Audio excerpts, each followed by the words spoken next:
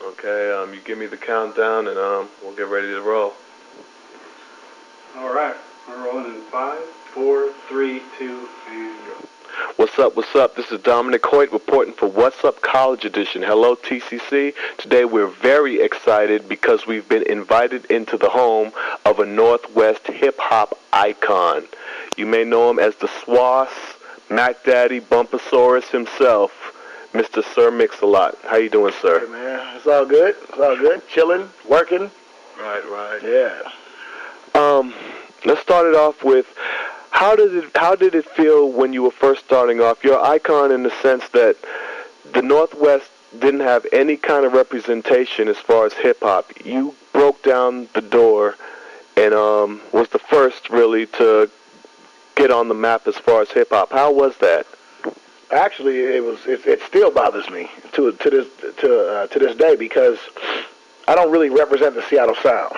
You know, I mean, I kind of, I'm quirky. I like weird styles. My musical influences are a whole lot deeper, you know, than just a cat that did rap. You know, I listen to James Brown. I go back and listen to some old Devo. I listen to Linkin Park. I listen to Korn. I'm all over the place. So I didn't really represent the quote unquote Seattle hip hop sound, whatever that is. So it was like a unwanted pressure, you know, to portray what cats were seeing as the Seattle sound, to put that forth when it wasn't my sound. So it was a little nerve-wracking initially. Now I just kind of move on. I just kind of do what I do. But it bothered me initially because I really didn't want that pressure.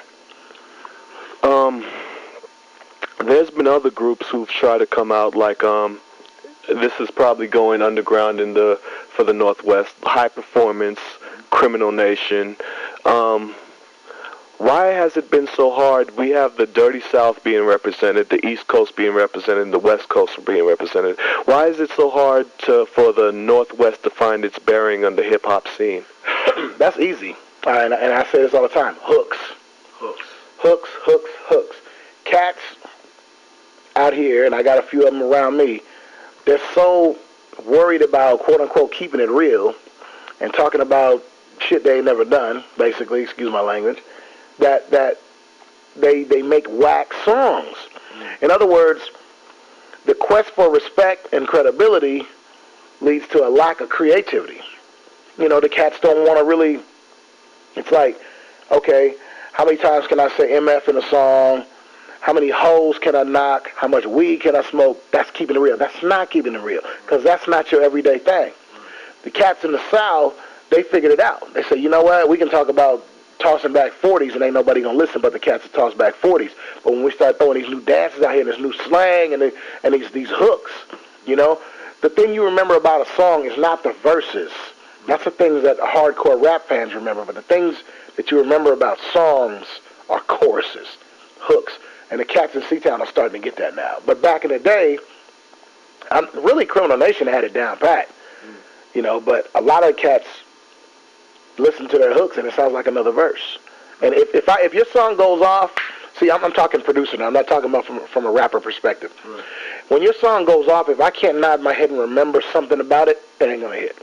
Right. Not just me. I mean, when I say I mean anybody. If a person can't, when that song goes off, if you hear Mystical, for instance, Danger. If you can remember that song's gonna catch on. Right. But if it goes off and you go, it was something about Mystical, but I don't remember what it was. It's not going to work. Got to have that hook.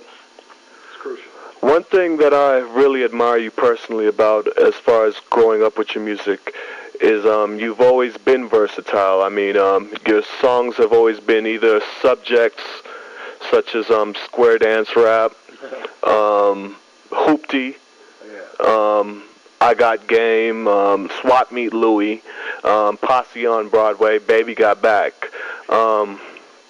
You said you have different influences. Who are some of your top 3 influences right quick off the dome? George Clinton. First and foremost, man. I think maybe it's that I'm old school, I'm from the old school, but cats don't realize that George Clinton / James Brown / Bootsy Collins, to me, are the bridge between soul music and hip hop. They were the link. I mean, that's what tied it all in. I remember the first time I listened to a Parliament record, I was just a little kid, And the first thing I realized is some of these cats can't sing. But why do I like this song so much? You know, because it wasn't about the prettiness. It wasn't about the neat. You know, I got tired of listening to songs talking about a romantic evening in Paris. I was living on Yesterday in the hood. I didn't know nothing about Paris. But Funkadelic Parliament, they brought it home.